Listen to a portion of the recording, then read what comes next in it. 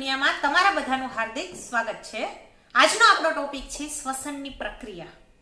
આજે આપણે આજના લેક્ચરની અંદર હું તમને શ્વસનની પ્રક્રિયા શા માટે થાય છે, કારણ કે હવે આપણે માનવ શ્વસન તંત્ર વિશેની માહિતી લઈ લીધી કે મનુષ્યનું શ્વસન તંત્ર જે છે એ કઈ રીતના વર્ક કરે છે।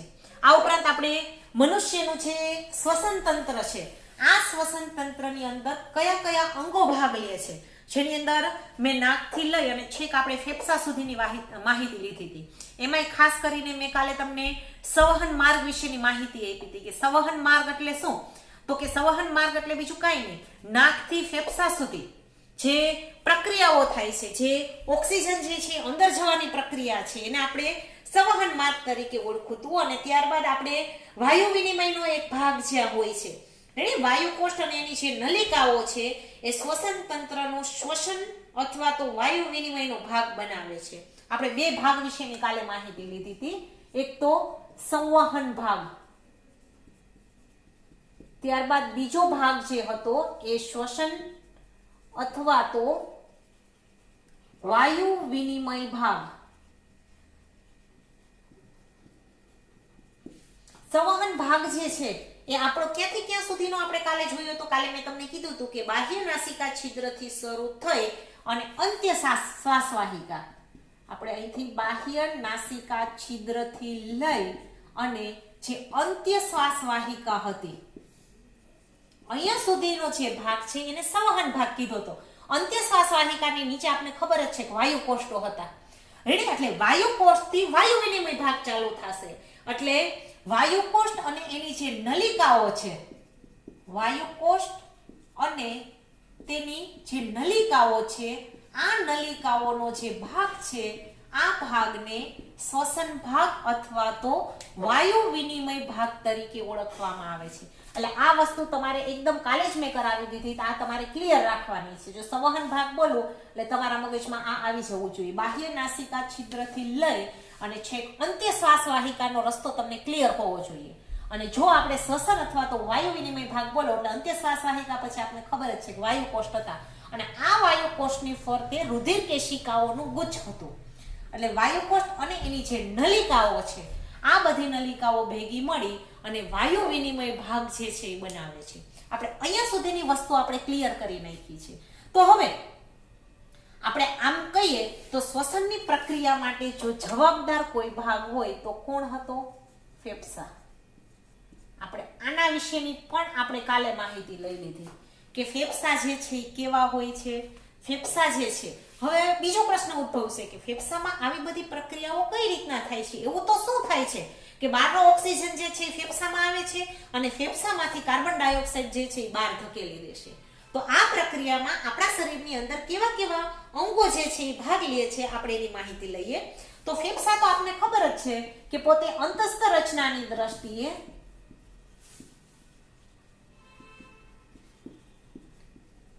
ફેફસા જે છે એ કેવો ભાગ છે, તો કે ફેફસા જે છે એ હવા ચુસ્ત ખંડ છે, કારણ કે ફેફસું જે છે ફુગાનું કામ, ફુગા જેવું કામ છે। હવા ભરશો એટલે ફુગો ફૂલશે અને એમાંથી હવા બહાર નીકળી જશે એટલે સંકોચાઈ જશે, રેડી। એટલે એક હવા ચુસ્ત ભાગ છે અને આ જે ફેફસા છે એ ક્યાં આવેલા હોય છે, તો કે ઉરસીય ગુહામાં।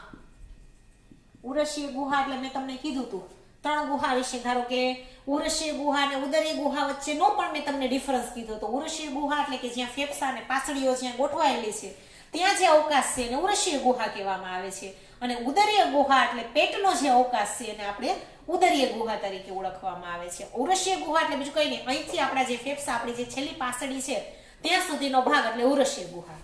આ ઉરસીય ગુહા અને ઉદરીય ગુહાની વચ્ચે એક પટલ હોય છે। આ પટલ જે છે એ ઘુમ્મટ આકારનું હોય છે। જો આવું આપણે ફેફસા દોર્યા હતા ને ત્યારે નીચે આવું દોર્યું હતું, આ જે ઘુમ્મટ આકારનું જેને આપણે નામ આપ્યું છે ઉરોદર પટલ, રેડી। ઉરોદર પટલ, ઉરોદર પટલ એટલે કાઈ નહીં, અહીંયા ઉપર ઉરસ ગુહા હોય, અહીંયા ફેફસા ને એ બધું ગોઠવાયેલું હોય અને આ પેટનું પોલાણ છે, આને આપણે ઉદર ગુહા કહેવામાં આવે છે। એટલે ઉરસ ગુહા અને ઉદર ગુહાની વચ્ચે એક ઘુમટ આકારનું પટલ હોય છે. આ પટલને આપણે નામ આપી દીધું છે ઉરોદર પટલ. જેનો આકાર કેવો છે તો કે ઘુમટ આકારનો. એક તો છે ફેફસા. આપણે શ્વસનની પ્રક્રિયામાં જે બધા અંગો છે એ બધા અંગો વિશે નીચે હું આ રીતના રેડ લાઈન છે એ કરું છું. એક તો આમાં ફેફસા ભાગ લેશે, આ ઉપરાંત છે ઘુમટ આકારનું છે ઉરોદર પટલ છે આ પણ ભાગ લેશે. હવે આ જે ઉરસીય ગુહા છે એટલે આપણે ઉરસીય ગુહા તેમાં ભાગ લેવાની જ છે, કારણ કે ફેફસા છે, ઉરોદર પટલ છે, એ બધું આ ઉરસીય ગુહાની અંદર આવેલું છે. તો હવે આ ઉરસીય ગુહા છે એ કઈ રીતના ગોઠવાય? ઉરસીય ગુહા એટલે આ ભાગ. તો ઉરસીય ગુહા જે છે પૃષ્ઠ ભાગે યાની કે પાછળના ભાગે આ ગુહા છે અહીંયા જો આપણી કરોડસ્થમ આવશે, આપણી સ્પાઇન કહેવામાં આવે છે.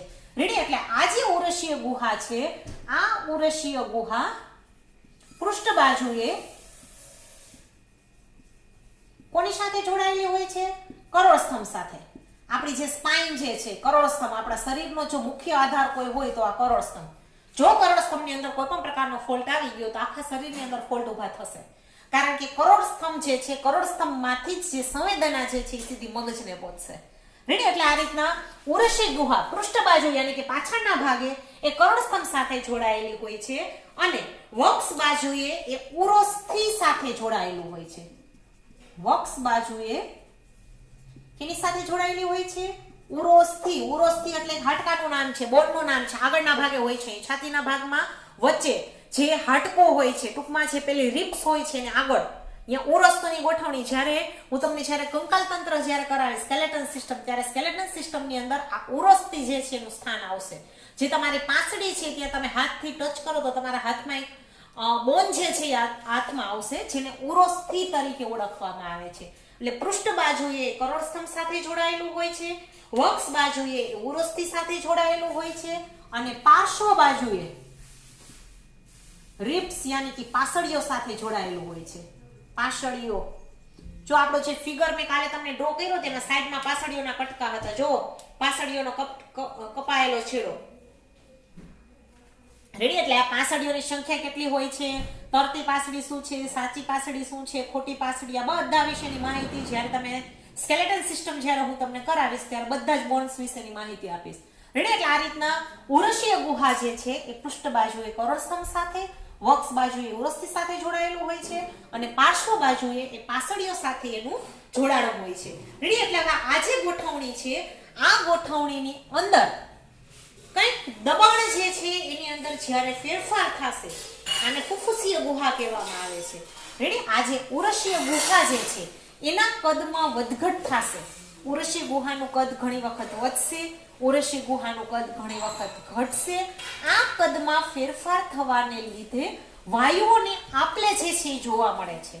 રેડી? એટલે ફેફસું, આમ તો ઉરસીય ગુહાની અંદર મેઇન તો ફેફસું જે છે શ્વસનની પ્રક્રિયા આખી લંગ્સ યાની કે ફેફસાની અંદર જ થાય છે. રેડી? એટલે આ જે ઉરસીય ગુહાના કદમાં ફેફસામાં કંઈક વધઘટ થશે. ફેફસું, કારણ કે જો ફેફસું અહીંયા હવાચુસ્ત ભાગ છે એટલે હવા ભરશો એટલે આ થાય, પછી નીકળશે એટલે સંકોચાઈ જશે આ રીતના. રેડી? એટલે આ રીતના ફેફસું જે છે એ ઉરસીય ગુહાના કદની અંદર જ્યારે વધારો કે ઉરસીય ગુહાના કદમાં જ્યારે ઘટાડો થશે એટલે શ્વાસોશ્વાસની પ્રક્રિયા છે, O2 CO2 મુક્ત કરવાની પ્રક્રિયા જે છે એ બધી અહીંયા જોવા મળશે. રેડી? તો હવે આપણે જોઈએ કે ફેફસાના કદમાં યાની કે આ જે શ્વસન છે આ શ્વસનના તબક્કાઓ કયા છે એના વિશેનું હું ડિસ્કશન કરું છું. એ પહેલા તમે આનો સ્ક્રીનશોટ લઈ લો એટલે આ જે છે એનો હું ઇરેઝ કરી નાખું. તમારી ટેક્સ્ટબુકમાં આના વિશે માહિતી આપેલી જ છે, તમને જોઈ લેજો. આ જે ટોપિક જે છે એની સાથે ટેક્સ્ટબુક સાથે સરખાવતા જાજો. હવે જે શ્વસનના તબક્કા છે એના વિશેનું હું ડિસ્કશન કરું છું. આનો સ્ક્રીનશોટ આઈ થિંક સો લેવાઈ ગયો હશે.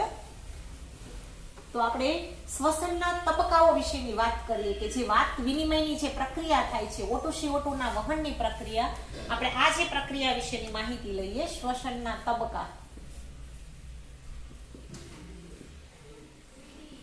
શ્વસનનો પહેલો તબક્કો કે શ્વસનમાં શું થાય છે તો કે શ્વસનમાં વાતાવરણની હવા જે છે એ અંદર દાખલ થાય છે અને કાર્બન ડાયોક્સાઇડ બહાર ફેંકાય છે. વાતાવરણની હવા અંદર દાખલ થાય અને કાર્બન ડાયોક્સાઇડ બહાર ફેંકાય. પહેલો તબક્કો. હવે બીજા તબક્કા વિશે વાત કરું. વાયુઓનું પ્રસરણ યાની કે વાયુ કોષની સમગ્ર સપાટી દ્વારા થાય છે. વાયુઓનું પ્રસરણ યાની કે O2 CO2 નું પ્રસરણ વાયુ કોષની સમગ્ર સપાટી દ્વારા થાય છે.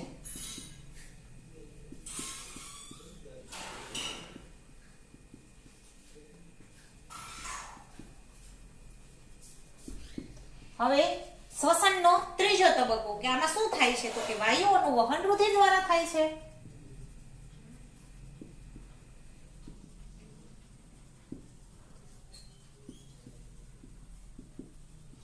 કારણ કે જ્યારે આપણે શ્વાસોશ્વાસની પ્રક્રિયામાં જ્યારે મેં તમને પ્રસ્તાવના કીધી હતી ત્યારે જ મેં આના વિશેની માહિતી આપી હતી પ્રસ્તાવનામાં કે જે શ્વાસોશ્વાસની પ્રક્રિયા છે એમાં રેસ્પિરેટરી સિસ્ટમ અને ત્યારબાદ રુધિરાભિસંધિત્રણ યાની કે સર્ક્યુલેટરી સિસ્ટમ, કારણ કે આપણું જે બ્લડ છે એ હાર્ટની અંદર જતું હશે તો ઓક્સિજન જે છે એ પેલા બ્લડ વાયુકોષની ફરતે રુધિર કેશિકાઓનો ગુચ્છ છે એટલે ઓક્સિજન જે છે એ પેલા રુધિર કેશિકાના ગુચ્છમાં જશે. ત્યાં કેમિકલ રિએક્શન થશે યાની કે ગ્લુકોઝ જે છે એનું ઓક્સિડેશન થશે એટલે ઓક્સિજનમાંથી કાર્બન ડાયોક્સાઇડ બનશે એટલે રુધિર કેવું થશે? અશુદ્ધ થશે. રેડી? એટલે આ રીતના વાયુઓનું વહન જે છે એ રુધિર દ્વારા પણ થતું હોય છે. એના પછી O2 અને CO2 નું પ્રસરણ રુધિર અને પેશીઓ વચ્ચે થાય છે. O2 અને CO2 નું વહન રુધિર અને પેશીઓ, કારણ કે અહીંયા પેશીઓ હશે, બધા જે સેલ છે એ સેલ તો હોવાના જ છે, સેલ ભેગા મળી અને પેશી બનશે તો જે રુધિર છે એ રુધિરની અંદર પણ સેલ તો હોવાના જ છે. રેડી? એટલે આ રીતના O2 અને CO2 નું પ્રસરણ રુધિર અને પેશીઓની વચ્ચે થાય છે. ત્યારબાદ શ્વસનનો છેલ્લો તબક્કો. આ 4 તબક્કા વિશેની વાત કરી તો 5મા તબક્કામાં શું થાય છે તો કે O2 ને કોષો અપચયની ક્રિયામાં વાપરે છે. O2 ને કોષો અપચયની ક્રિયામાં વાપરશે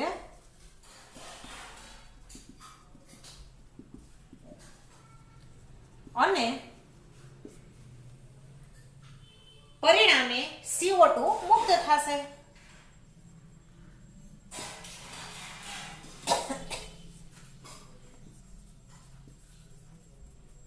હવે આ O2 જે છે એને અપચયની ક્રિયામાં કઈ રીતના વાપરે છે, કઈ રીતના O2 માંથી CO2 બને છે?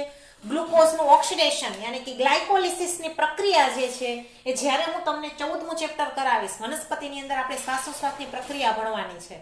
રેડી? જેની અંદર ગ્લાયકોલિસિસ વિશેની માહિતી, ક્રેબ્સ ચક્ર વિશેની માહિતી આપી છે એ જ્યારે આપણે 14મું ચેપ્ટર જ્યારે ભણશું ત્યારે હું ટોટલી માહિતી, કારણ કે આ ચેપ્ટરની અંદર આના વિશેની માહિતી ગ્લાયકોલિસિસ વિશે નથી આપી, ખાલી એમ સમજાવી દીધું છે કે ગ્લુકોઝનું ઓક્સિડેશન એવો વર્ડ વાપરો છે. ગ્લુકોઝનું ઓક્સિડેશન થશે એટલે એના માટે ઓક્સિજનની જરૂરિયાત છે એટલે આપણું બોડી જે છે ઓક્સિજન લે છે અને ગ્લુકોઝનું ઓક્સિડેશન આપણું બોડી કરશે એટલે સીધો કાર્બન ડાયોક્સાઇડ મુક્ત થાય છે. આ કાર્બન ડાયોક્સાઇડ જો આપણા બોડીની અંદર લોંગ ટાઈમ સુધી રહે તો વિષકારી ઇફેક્ટ ઉત્પન્ન થતી હતી. એટલા માટે કાર્બન ડાયોક્સાઇડ જે છે એને પાછો આપણે બહાર ફેંકવાનો રહે છે. આપણું બોડી યાની કે ફેફસા જે છે એને પાછો રિવર્સ બહાર ધકેલે છે. રેડી? તો આ વસ્તુ કેમ થાય છે કે જેને ગ્લાયકોલિસિસ એવો વર્ડ મેં વાપરો છે તો એના માટે ગ્લાયકોલિસિસ ચક્ર જે છે એ જ્યારે હું તમને વનસ્પતિની અંદર શ્વસનની પ્રક્રિયા સમજાવીશ ત્યારે આના વિશેની હું ડીપમાં માહિતી આપીશ કે કઈ રીતના થાય છે, CO2 મુક્ત થાય છે. એટલે આ રીતના શ્વસનની પ્રક્રિયા જે છે એ આ રીતના 5 તબક્કા થાય છે શ્વસનની પ્રક્રિયામાં. રેડી? એટલે આ 5 તબક્કા મેં તમને લખીને આપ્યા છે, તમારી ટેક્સ્ટબુકમાં પણ એના વિશેની માહિતી તમને આપેલી છે.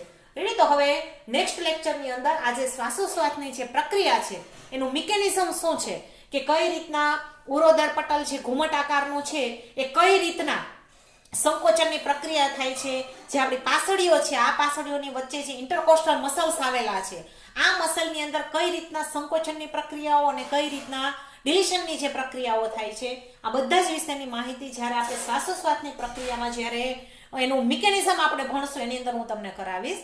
એટલે આજની આપણી જે શ્વસનની પ્રક્રિયાના જે તબક્કા છે અને આ પ્રક્રિયાની અંદર કઈ રીતના ફેફસા અને ફેફસાની અંદરના જે અંગો છે એ ભાગ ભજવે છે એના બધા વિશેની આપણે માહિતી લીધી. તો આજનો લેક્ચર અહીંયા ઓવર થાય છે. આનો સ્ક્રીનશોટ છે એ તમે લઈ લ્યો અને નેક્સ્ટ લેક્ચરમાં આપણે પાછા મળશું. Thank you.